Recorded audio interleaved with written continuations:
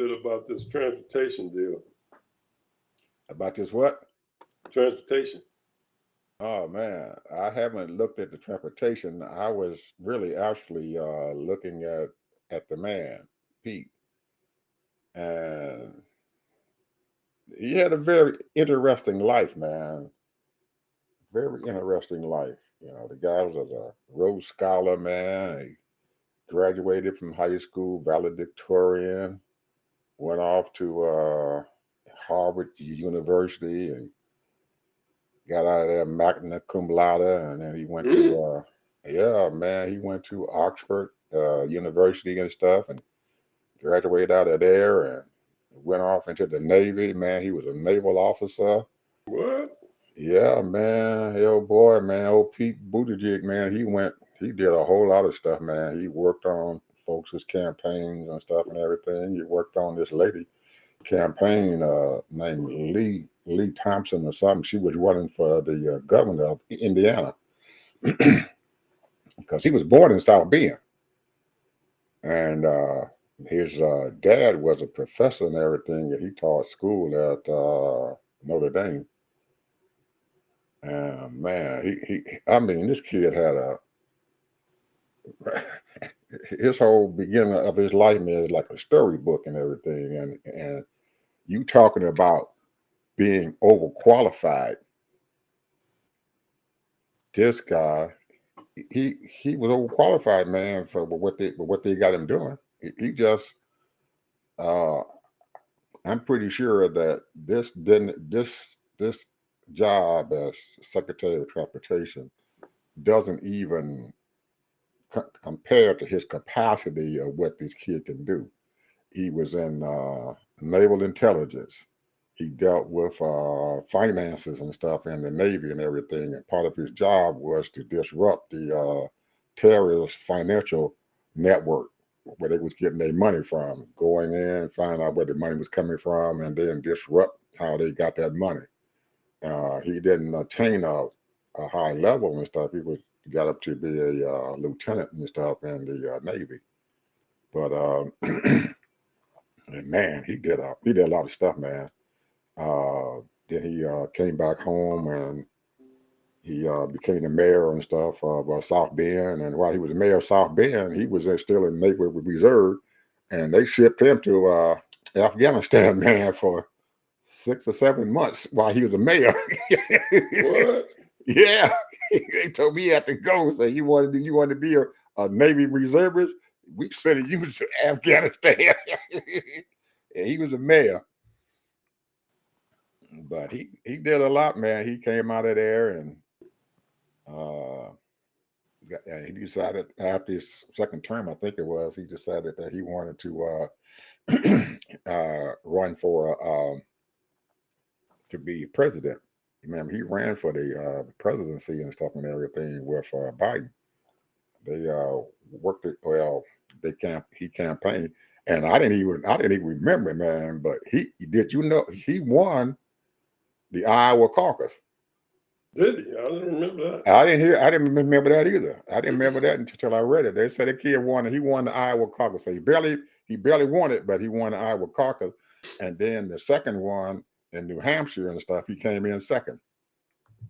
But he finally had to drop out because after that he just fell off and he couldn't make it. But I guess the reason why Biden brought him to his cabinet and everything and stuff is because he was so impressed by the guy. Even when he was debating people, he'd go and do town halls and stuff and everything and doing all kind of stuff and everything. He saw that the kid was smart, man, and that he just needed to have him there with him in his cabinet. So Well, obviously he's very extremely smart because he's handled the transportation, especially the airlines, the railroads, mm-hmm. and he's really fixed that. But the thing is the major thing that he's doing, because he got that $1.5 trillion available to him, most Mm-hmm. of it, to fix the roads, the bridges, and all that kind of stuff. Mm-hmm. So he's dealing with that. He's really involved in that. And the one thing that I was impressed with is that the airlines, and they used to do this on most of the airline companies. Like if you missed the flight or something happened because of flight, you get your refund, no problem. Man, he has expedited that so fast now that it's unbelievable. Like if they canceled a flight on you, it used to take out days and days before you got your money back. Mm-hmm. They don't play that no more. That stuff got to be paid immediately. Mm. Get your money back if the flight was canceled and all that kind of stuff. So he's brought that up, and so the thing is that I think that he's really improving a lot of the infrastructure with the railroads and bridges and stuff like that. And he's really transportation, air, railroads, ships, on the water, Mm-hmm. all of those things. And you said that he's very qualified, and you said, but the thing is, this is what they needed. They needed a smart guy in there to get things done. Mm-hmm. And he's done a lot. Is somebody who can speak up, and he speaks with a clear voice, and Yes. these Republicans can't draw him down or degrade him and make him look bad in front of the public. So they've been calling me for Congress a couple of times and everything, and I think them old boys and some of those committees are getting gun shy.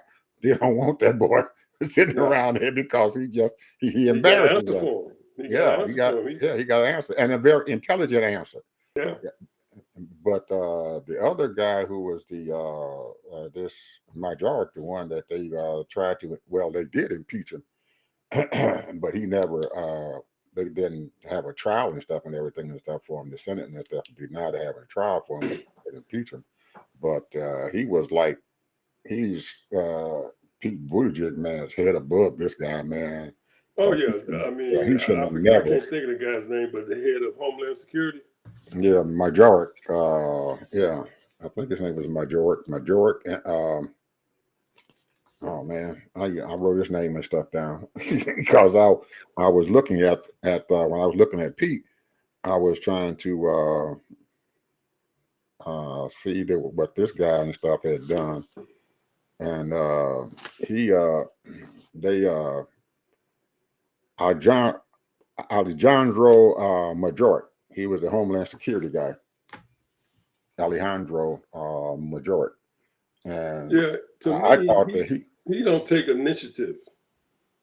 He goes by the book. Mm-hmm. He doesn't use innovation and use his authority like he should. He sort of kind of depend on the leadership in his group, and he doesn't take the creativity as first because he really made President Biden look kind of bad with that homeland with the immigration thing. Mm-hmm. It made it look like what is worse. It looked worse than what it was. And I think if he would have took a little more initiative and did some things, it's better to just go ahead and do it and then get in trouble and do the things that's right to make it look good and look better. I know he's sympathetic because he's an immigrant himself. Mm-hmm. So I guess he felt sympathetic for these people that was coming in that was looking for an asylum, Mm-hmm. and and then the thing is there were no adequate records of these people coming back so that they can go ahead on and start registering for something. They'll just catch and release. Mm-hmm. They might sometimes they didn't even write their names down. At least that's what they say. I don't know if that's true or not. But the thing was, it did look pretty bad for about 6 months to a year. Well, I think that he probably also misjudged the fact that the Republicans needed a whipping boy. They wanted to find somebody in Biden's administration. Yeah, and he just came up and gave them the bullet and everything to make Biden look bad, and also him because that's the first time I've ever heard. Well, it may have happened before, but it's the first time I've ever heard the Congress and stuff and everything impeaching a cabinet member. And because of his lack of whatever smartness or understanding exactly what the heck was going on in the system, he let them son of guns just bulldoze him. And I'm pretty sure that if Pete had been there and stuff, they probably wouldn't have never been able to bulldoze him and stuff like No, he that. would have been on top of it.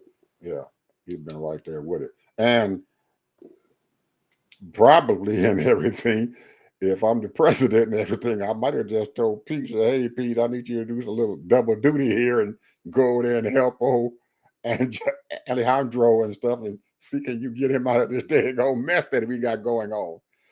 But Yeah, because I like the way Biden did it, not releasing the children by themselves and sending the parents back, because that's what the other guy did, mm-hmm.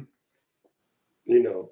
And then all those kids were running around with no parents, no supervision, no nothing. They just had, taking them to the wherever they take them, and they by themselves. And that's the reason why they say, hundreds of thousands were lost. Mm-hmm. So well, to tell the truth, Ted, I don't think that all of those kids got back. that's right. All of those kids did not were not recovered. I'm pretty sure there were thousands of kids and stuff, man, that never got back to their parents. And the fact that they deported their parents and stuff too and everything, the kids didn't have a chance. So I'm pretty sure that down the road there's going to be some horror stories and stuff and come out of what these folks did with these kids and stuff and everything, because I really believe that Trump's what's that man's name, the one that implemented that whole fiasco and stuff with those kids, Miller. I believe he remind me of this guy that Hitler had that started the camps and stuff and everything for killing these Jews and stuff. That man, as I look at him, man, he so reminds me of his officer who got that thing started, and and nobody did anything to him. He never had anything happen to him, and he's walking around free and stuff. And he implemented that whole crap and everything of having those kids and stuff done and taken away from their parents. So if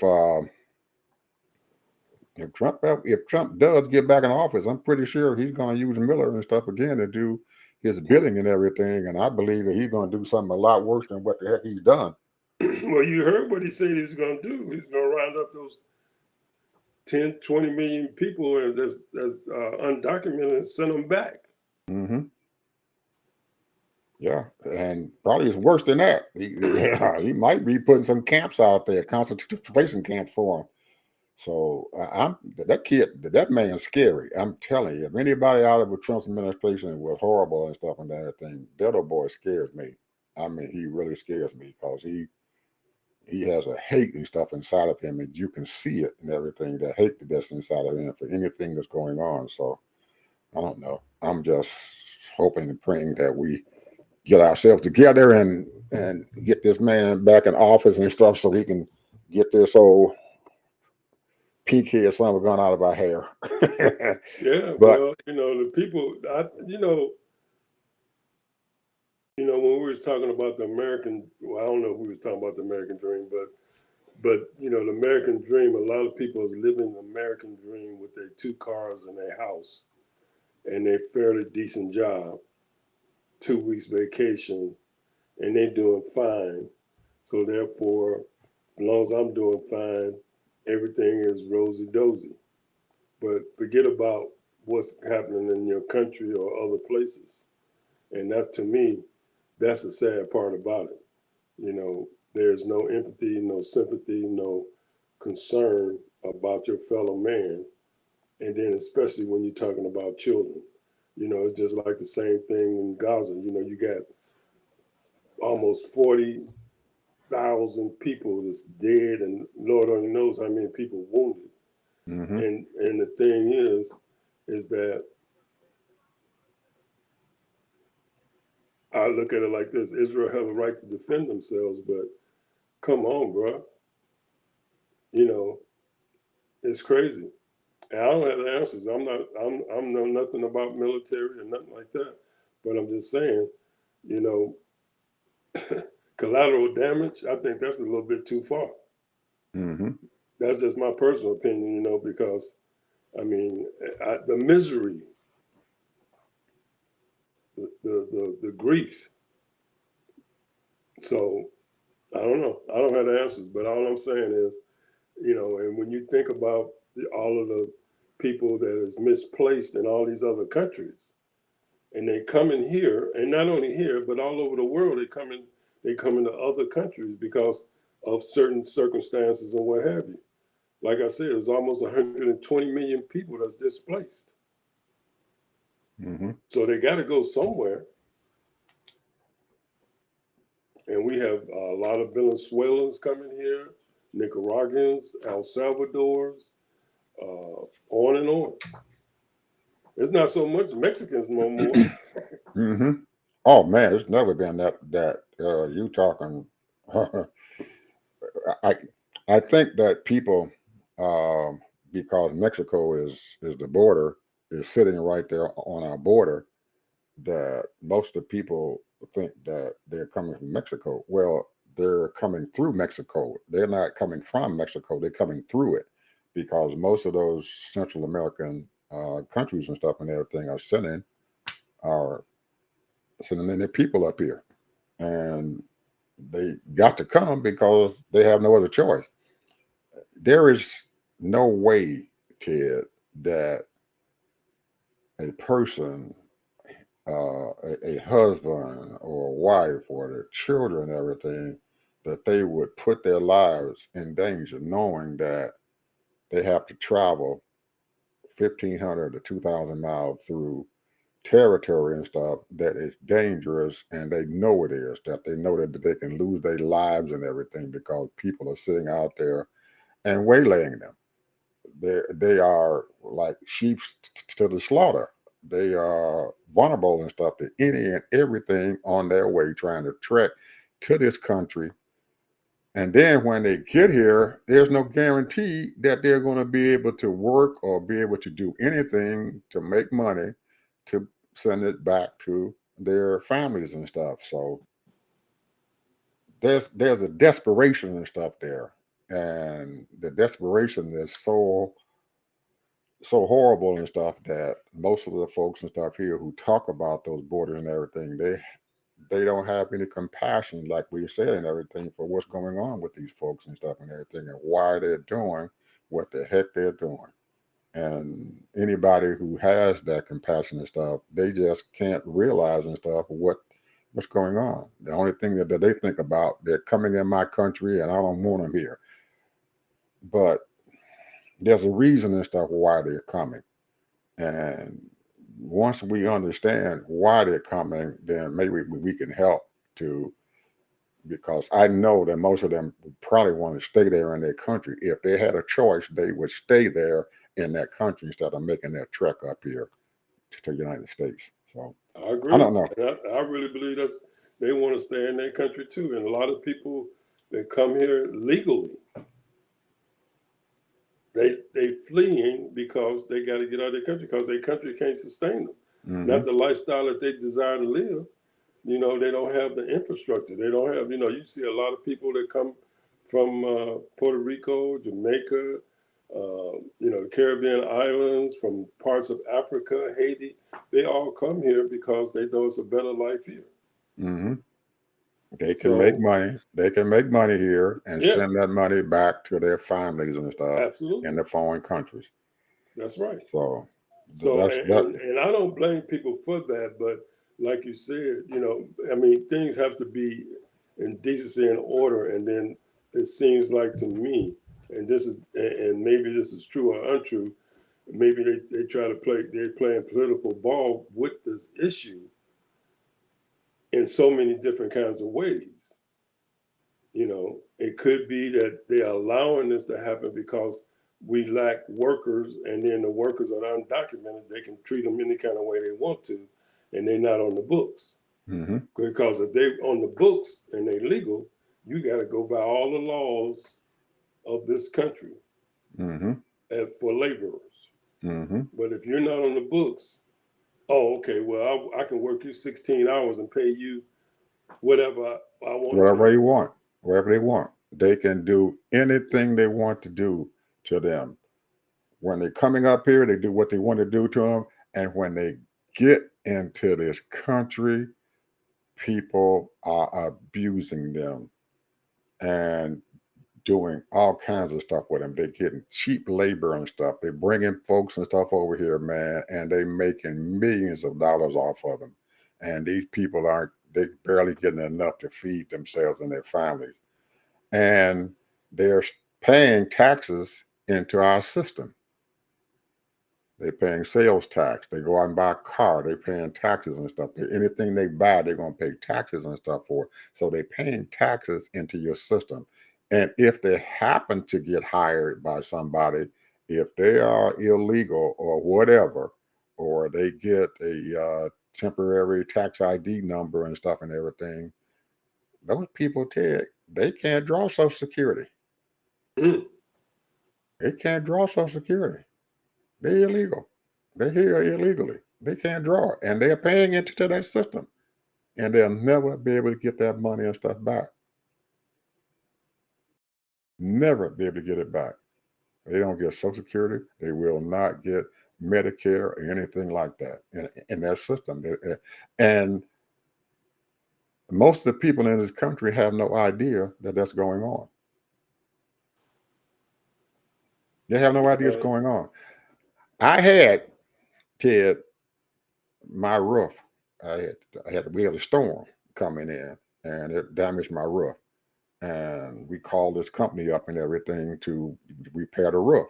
And the insurance company paid them.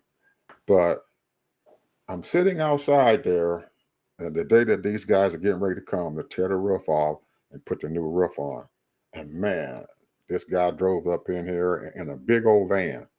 And Mm. about 5 or 6 guys jumped out of the van. And they came out, he started tearing the roof off and everything. And after they had the roof teared off, they were getting ready to put everything back on. So I happened to be outside and talking with the guy who was supposed to be in charge of all of them. This guy told me that the guy that got into that truck, the guy who was driving the truck, they pay him whatever little money that they want to pay him for putting the roof on. And then he pays those guys and stuff in the truck what he wants to pay them.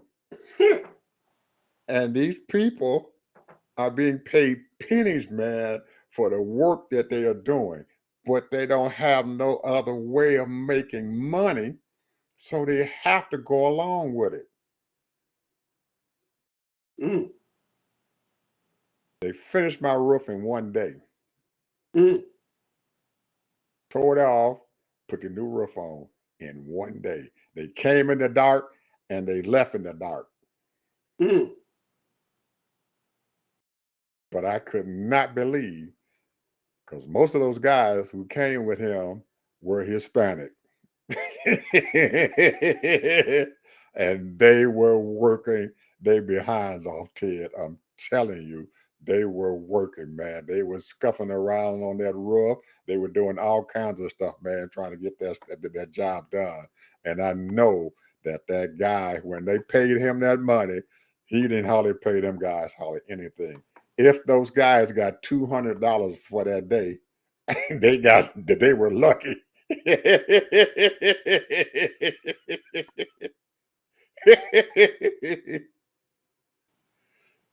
Cheap labor That's off of what it's these all guys about. who coming across them borders, man. They are making out, and we don't. Most of the folks don't know anything about it, because I know there's some of the other people who got roofs and stuff put in their houses. You can see these Mexicans all up on their roof, and none of these people had any idea what was going on. And they're looking at these people and saying they're taking our jobs. And like Trump said, Them was black jobs.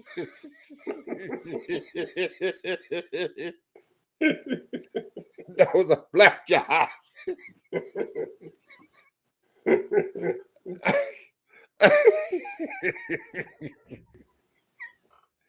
Oh man. Oh, this is too much, man. I can't believe that we're in this situation that we're in right now. It's almost laughable. And I'm sorry, people, all you folks out there who are listening to us, everything, and you see me here laughing about it. I'm laughing to keep from crying because it's horrible. You have to laugh because it's just you can't. I can't look at it seriously and tolerate it. It would just tear me up if I didn't laugh about it. I'd make a joke about it. So this is where we at nowadays. This is where we at. Well, moving on to the next segment, bro. We're talking about Kamala, Vice President, Madam Vice President Kamala Harris.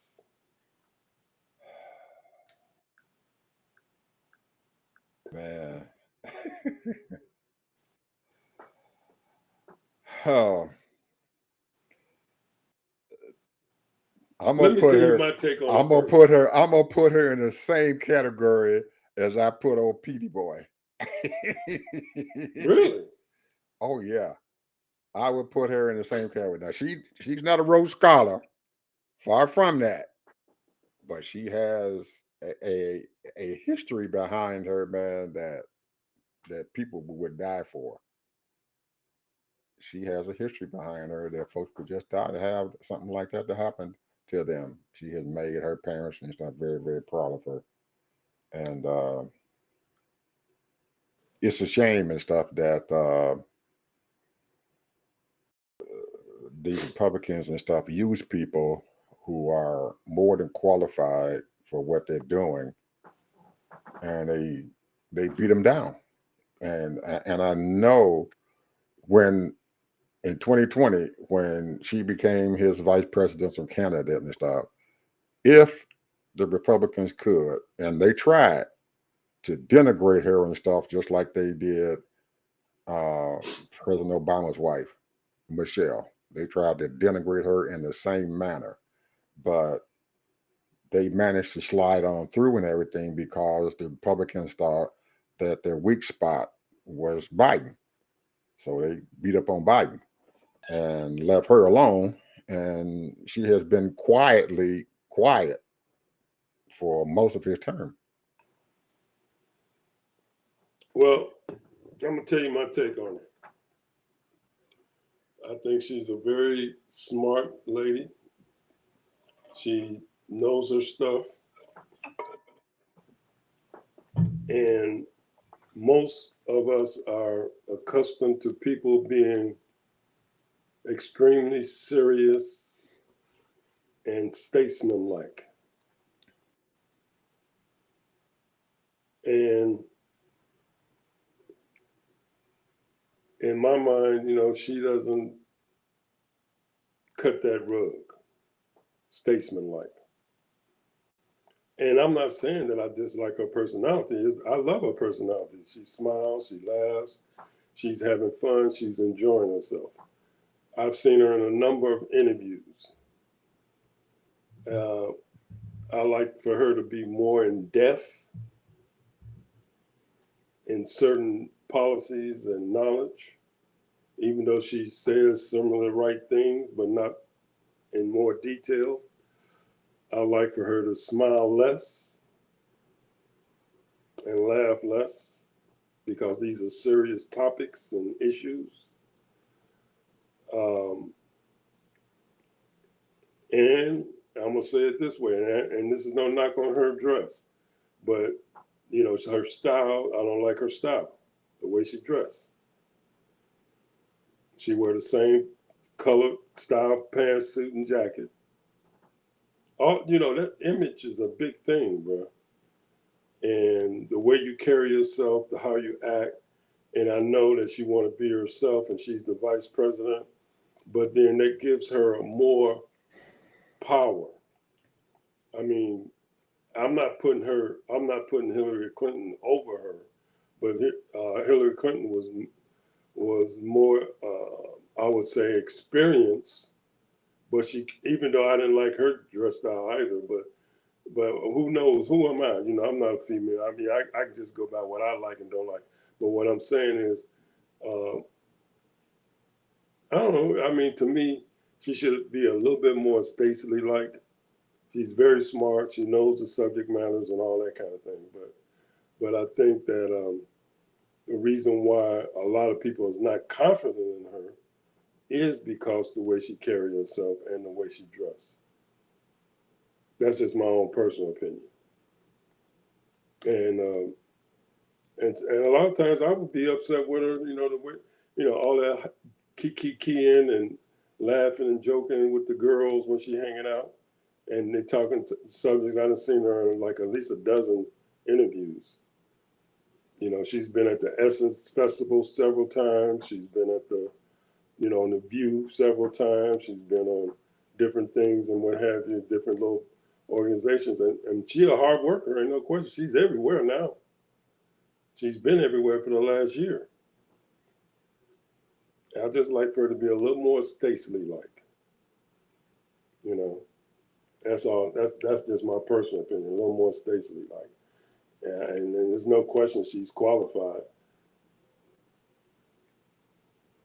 When you are out there in the world and you are a visible person and stuff out there are a lot of people and stuff that's in your bubble.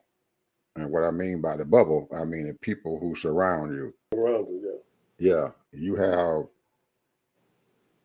thousands of folks and everything who are in President Biden's bubble. And there are certain people and stuff and everything who their job and stuff is that they look at this individual and say, okay, we're going to put you in charge of the image, how you going to present yourself to the public, what you're going to wear every day, what your hairstyle is going to be every day. When you have handlers, or if you if you're out there in a horse race, you got the horse and stuff who runs, but you got the people and stuff around them that keeps the horse healthy so they can get out there and run.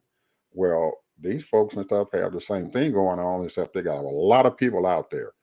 And if those handlers and stuff don't handle you right, then all of the things that make you look good doesn't come out, because this how these folks want to handle you, and this how these people are telling you, you can't say this, you can't say this, this is how you got to look, this is what you have to wear when you walk out this door, this is how you're supposed to look. And that's how they handle them.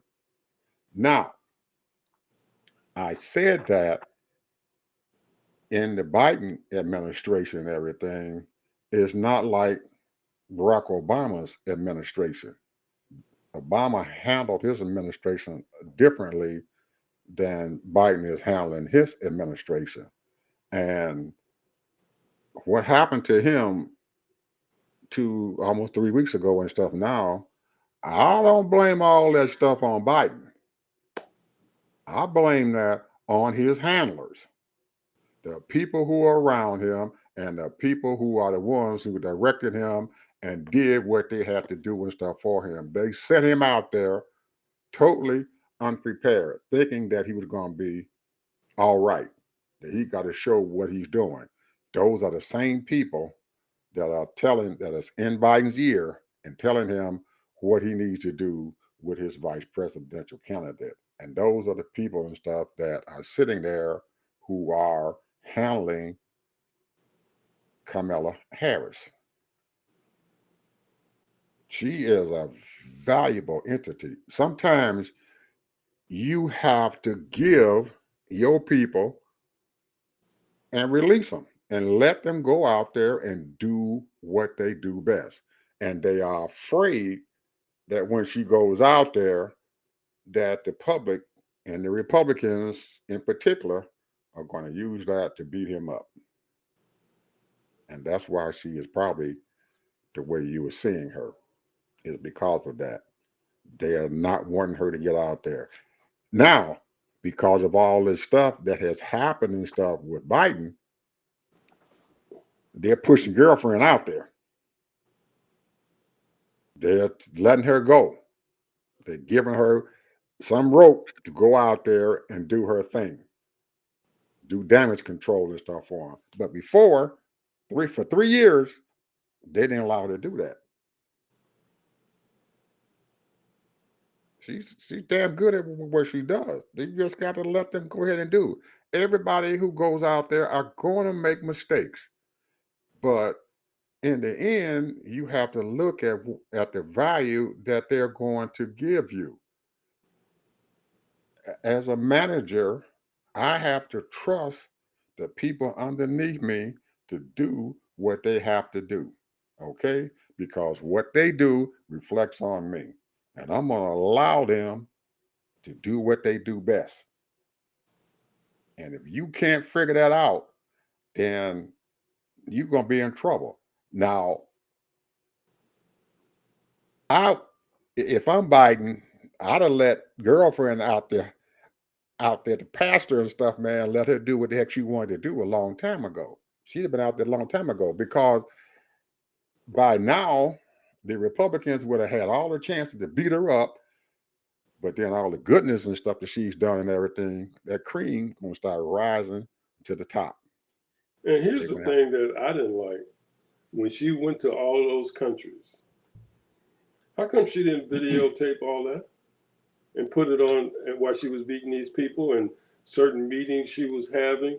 Negotiating with El Salvadorians and all of these Nicaraguans. When she went to all these countries and talked to these people, and her- I don't get rem- that remember image. what She I didn't. remember what I just told you.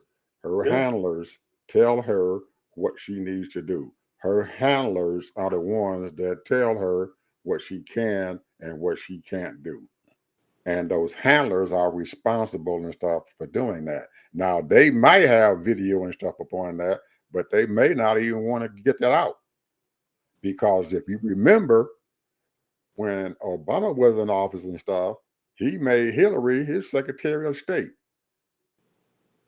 not the Vice President, Secretary of State. And he sent her out there, and everywhere that woman went, they had cameras and stuff following her. Everywhere she went, there was cameras there. News people and stuff was riding on the plane with her, to going where she was going. They had a chance to talk to her and everything and see her diplomacy that was going on and stuff, and made her look damn good, presidential. They did not do that with Kamala. She could have did the same thing. They didn't Absolutely. do that with her. It should have happened, but they did not allow that to happen, because the handlers who were out there and stuff dealing with her and stuff said, no, no, no, we're not going to do this. It's not right for you to do it. The people around you have to be excellent to in what they're doing, and understand what the heck they're doing, and being able to uh, be a, be Olivia Pope, around them. They have to have an Olivia Pope. They don't have an Olivia Pope in there with them. They got some knuckleheads out there and everything that think they know what they're doing, but they don't. There's They no don't. long term. There's no long term planning and stuff there, Yeah. because just like you Absolutely. said, they could have showed been take pictures of her while she's out there, a video, or let news people and stuff go with her and stuff while she's out there, and tell the news people that you can't do anything with this, give it to us, and then be able to now turn around and play this stuff out there for news people to see, All the or things put that her she out there. negotiated and all that. Yeah, Yeah. yeah. Or she could have Well, had look it for here. herself. We only got about 5 more minutes. We got one more little subject matter. Well, we can start it now. I'm just saying, I think girlfriend is under being underused, and being You know, she held was back. underused. Ain't no question about that. Yeah, and being held back for, and she's worth a lot more than that. She's more valuable to the Biden administration than what they have shown her. Go ahead. Okay, We got. now the thing that I want to bring up real quick, and this right here is going to be an ongoing thing for me. Excellence. Should we be twice as good? And what does twice as good mean? Twice as good mean. Now the word excellent, excel. We should, excel in whatever we're trying to do. And should we be twice as good? A lot of parents or a lot of people will say, if you're black, you should be twice as good. Mm-hmm.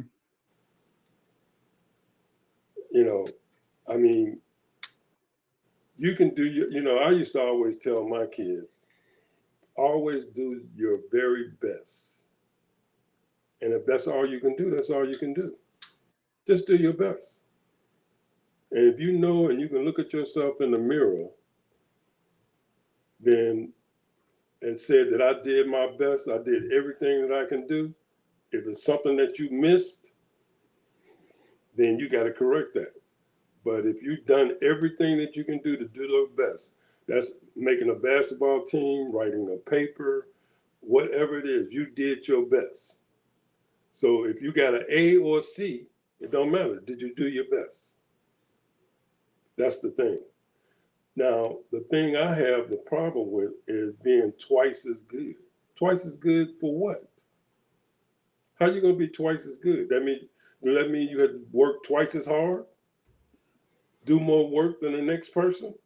Well, there's nothing wrong with doing more work, to show that, hey, I'm a hard worker, you know. But then while you doing more work, then that's gonna be less for that person to do. And they making the same amount of money you doing, if not more. So you working your butt off, you trying to be twice as good, try to prove to your boss man or your supervisor that I'm better worker than this person. Competition is good. There's nothing wrong with competition. But what I'm saying is to have that kind of attitude, what you should be having is, in my mind, that you're doing your best every day when you come to work. Now, if you got to do a little bit extra, then you do a little bit extra. But the point is, twice as good, telling our kids that you got to be twice as good, Mm-hmm. that's a lot of pressure on young people. Mm-hmm. Because then it's you saying that person could be mediocre or be just average or be a little, just a regular person. We're all supposed to be equal. We do our jobs and we do the best we can. And, it's competition. I'm going to be competitive to show that I'm a better, work on my merits, make sure that I'm just as good as you, if not better. That's competition, just like if you're playing in sports. You're running a track race, you're trying to be the best you can be and win the race. But to be twice as good and putting that in our kids' mind, to me, that is not right. That's just my own personal opinion about that because, we should be excellent, but that's a term that everybody say that we should be excellent. Well, everybody can't be excellent, bro. We ain't all excellent. We ain't all LeBron James and Michael Jackson and Kobe Bryant's. We might just be a regular ball player that's a good ball player, but to be a Kobe Bryant, you got to be special. And you want to be special, but are you special? You can try to be special, but as long as you're doing your best, that's all you can do. Do your best. And your best might be that you're special, but everybody's not special. That's all I have to say about that for right now. But I'm just saying, the bottom Well, line is, I'm just tired of hearing this, we got to be excellent. yep, I believe that. I believe that. I believe that. I believe that you have to be if you want to be competitive out there in this world. And there are examples and stuff all around us, but I'm going to give you a couple of them.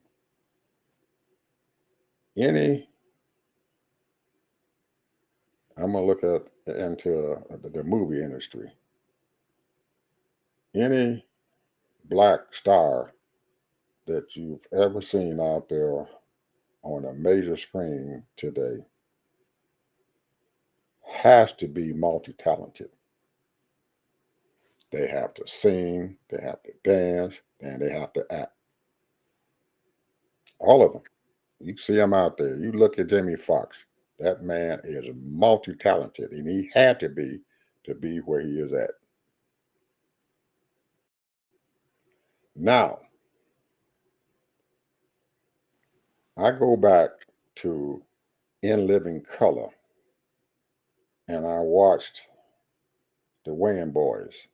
All those boys and stuff had to be multi-talented. They had to be able to joke. They had to be able to play instruments, all kinds of stuff and everything, if they wanted to be out there and they wanted to have a job in the movie industry. You had to be. If you didn't, you were not successful. If you were just one dimensional, you were not going to make it. You were not going to make it. You had to have something else going for you. You had to be out there, and I guarantee you that most of them who were out there, they were multi-talented. They could sing, and they had to play an instrument. And most of them, if you see them, if you look at them and see what their background and stuff is, they were multi-talented. All of them, to the person. They knew how to play maybe 2 or 3 musical instruments, and they knew how to act. You didn't do that, you're not going to make it. They're not going to hire you. But if you look into the business industry, and I'm looking to where I came from, when I went to this place and stuff to do what I had to do, I had to know everything. Not because my boss made me know everything that went on out there in the plant, but I had to know everything that's going on out in the plant, because if I didn't, then my value was down. And that's how I progressed and stuff through our network, because I knew everything that went out there. If my supervisor called me up in the middle of the night, Mr. Bishop, we got this going on, this is wrong, I could sit there at my house and tell them what the heck to do, because I knew that place like the back of my hand. I knew every bolt, I knew every reactor, I knew every process that was going on out there at that plant. And I became valuable and everything to my company because I knew all of this. And I went up in the ranks, and my pay went up the same way because I knew all this. If I did not know this, if they called me in the middle of the night and said, well, there's something wrong, and I can't tell them, and my supervisor screws up, my boss is going to be looking at me. Well, he said he called you up, and this is what you told him, or you didn't know what to do. So how am I supposed to look in front of my superior and stuff and everything if I didn't know what was going on? So I tell my children and stuff, wherever you go, you don't just know what's going on and stuff right there in front of you. You figure out what's going on everywhere around you, because that's giving you a wider vision. That's making you become a more valuable and everything too. Because if it comes down to the fact and everything that, well, I'm going to have to get rid of somebody. So the person who only knows one and the person who knows two, who they're going to get rid of? The person who knows one is going out that door 9 times out of 10. When you go into the draft and you got a football player sitting down there and he can play 3 positions And this other guy, he can only play one. Who are you going to draft?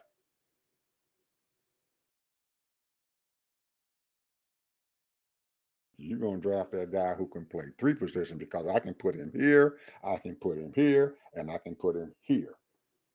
But if I can only put him in one spot, he ain't very valuable to me. Now, he might be damn good at that one spot, but I got a guy who's damn good at 3 spots. I'm going to draft him first because he's more valuable to me than the person who can only do one job. That's why I say we need to know everything. And that has nothing to do with being excellence. It has something to do to become valuable in everything to whoever you are employed by. If you're working for that person. I don't want nobody I agree who with that because I don't want nobody who just can answer the phone. I want somebody who answers the phone. I want somebody who can go over there and type. I want somebody who can go over there and run this. I want somebody who can go over there and run that. If I need somebody in one department, I'm going to send them over to that department. I need you in that department. You're going to go to that department, and all of them you're going to do very well. I agree to that. That's exactly right. Mm-hmm. So my thing is, here's the thing: when you sort of kind of program younger kids and tell them that you have to be twice as good, it sort of kind of takes them back because there's always going to be people better than you. Mm-hmm. Always. Hey, that's always. Always, people you're better than going me. to run into people, and that might discourage you for even trying. My man, you say nothing beats a try but a failure. So you got to try. Yep. So, No problem with that. The point is that you got to always try and be the best you can be. But I agree to that because every job I had to learn everything to order to, Everything. like you said, keep yourself valuable. Keep myself valuable because I'm gonna know everything, and that's my take to my children that you become valuable if you know more than one thing. You become valuable. The more you know, the more valuable you become, and that was the reason for me to tell them you have to be 3 or 4 times better, because if you are 3 or 4 times better, then you become more valuable. If you only can do one thing and you become one dimensional, you doing an okay job, you're doing an excellent job, but you're not valuable.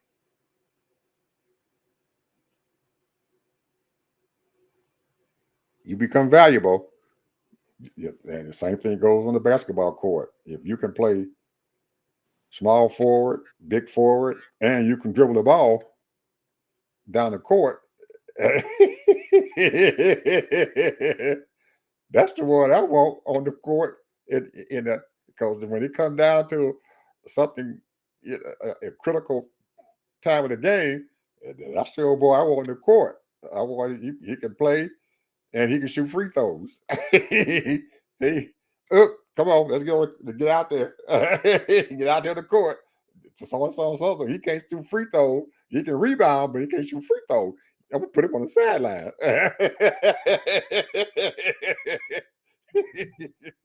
I want my best out there. So anyway, that's my take on it, Ted. All I'm saying is that's why I tell mine. If that's what you want to tell yours, that's fine. But I want to tell them the truth because I want them to be successful out there in that world. That's how you become successful. You know everything. You become valuable.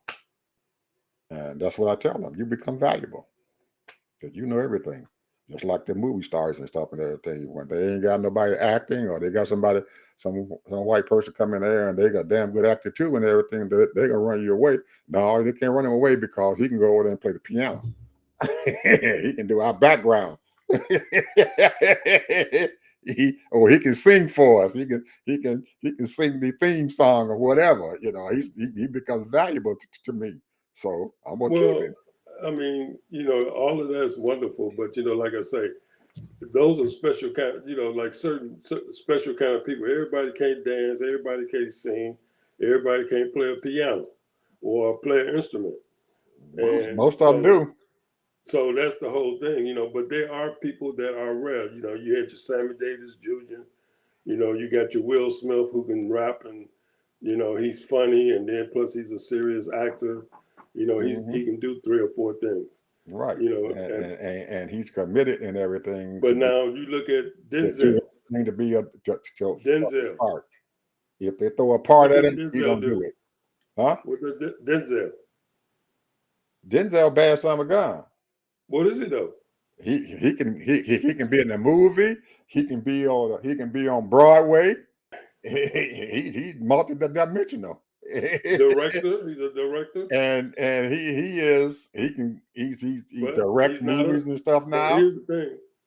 The thing, and what you're saying is absolutely right. Now, the thing is, he's a director. He's an actor. He, like you said, drama. He can do film, TV, and stage. Yes, And sir. he's a director. Yes, Now, sir. I don't know about him script writing. I never seen him do any. I'm pretty sure he if they told him the script right, I bet you he could do it. And you look at Ice Cube. Ice Cube, he writes his scripts. He does his animations. Yeah. Does Acting. animations, and he directs. Yeah. Some of his movies, he's director. So the thing is, you have to be multi-talented. That's exactly what I'm saying. You don't have to be twice as good. Yes, sir.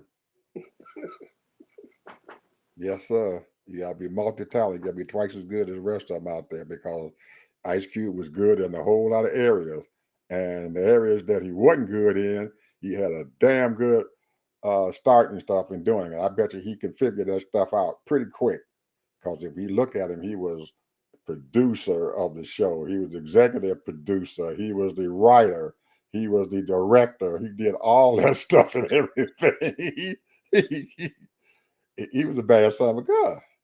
And he did a lot of their animations and stuff. If you watch a lot of Ice Cube's movies and stuff, the animation that comes on, he did that.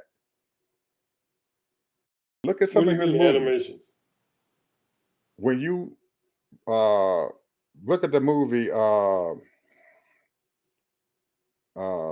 he there's a movie called There You Are, or There You What You There For, or whatever. It was two movies that he had done and everything, and there's animation and stuff in the movies. All of your Friday shows and stuff. That last one he did next Friday after next. Okay, he had animations and stuff in there where this guy would come in there and he had the Santa Claus and stuff riding on the sled and all the other stuff and everything at the beginning of the movie. At the beginning of the movie, there was animation. He did that. That's what I mean by animation. He did the animation. He set all this stuff up. He did it in a couple other movies that he had. Oh man, I forget the name of them, those movies he did. Man, he has some very good animations and stuff on those movies at the beginning of the movie. He did all that stuff. That was his babies. Well, in the words of Ed Bishop, be multi-talented. That's the way. Multi-talented. You're gonna be successful. You're multi-talented. You be successful. Beat them down. Man, a lot of things have happened in my life, kid, that I've been put up against my Caucasian friends or co-workers and stuff, and I was better than them. And I always, if I'm sitting on the level with them, they will always get whatever I couldn't get. But if I'm better than them, then they would get mad, but they could not stop me. I remember I had one promotion, man. All all my supervisor friends who had been out there for 30 years, they got mad because I got promoted above them. They had 30 some years out there, and they promoted me above them. And I caught hell, man. but I made some more money than what they did. And my boss didn't care if they got mad. Said, you going out there. It was so, I took most of the positions and stuff I had, I took every one of them to a higher level. In 30 years and stuff in this particular department and everything, they've never attained more than $5 million in 1 month. And I took that department and I doubled that amount in 1 year. $10 million was coming out of that department and stuff every month.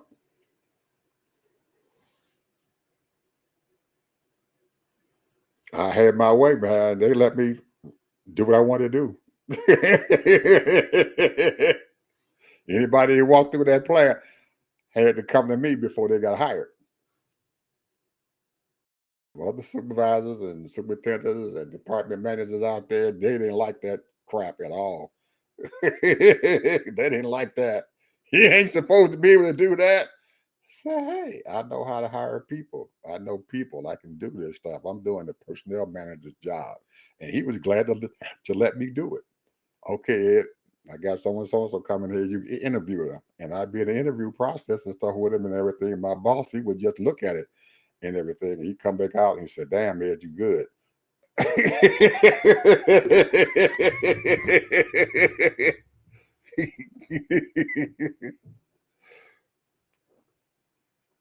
Well, I don't have stories like that. So you good.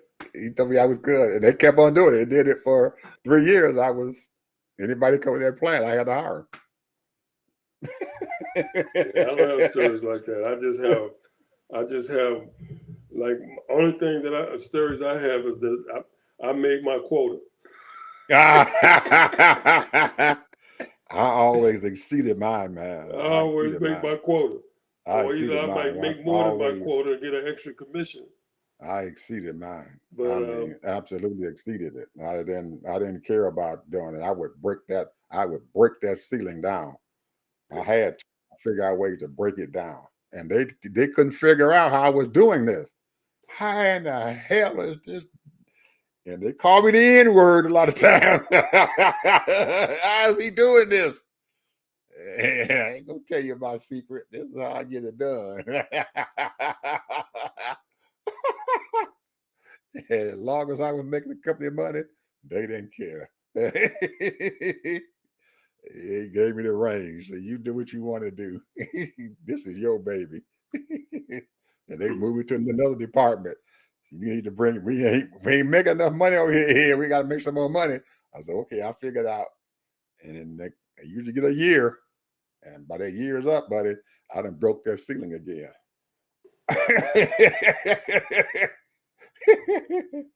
Anyway, Ted, we way over. Way over. You got the final words? Well, all I gotta say is that I'm hoping and praying that Madam Vice President Kamala Harris,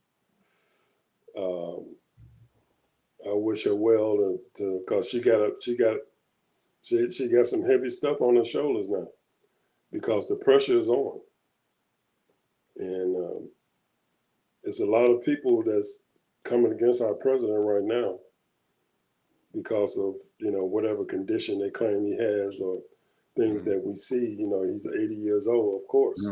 But the bottom line is, as far as I'm concerned, he's the best man. And to be truthful and stuff, Ted, I think that the reason why the spotlight is slowly shining upon her and stuff now is because most people know that he may not make it to these next 4 years. So she's going to have to be the one to handle it. And I'm pretty sure eventually that they're going to be selling her, saying, well, if he can't make it, she will be, and she can handle the job. Well, she got the intelligence.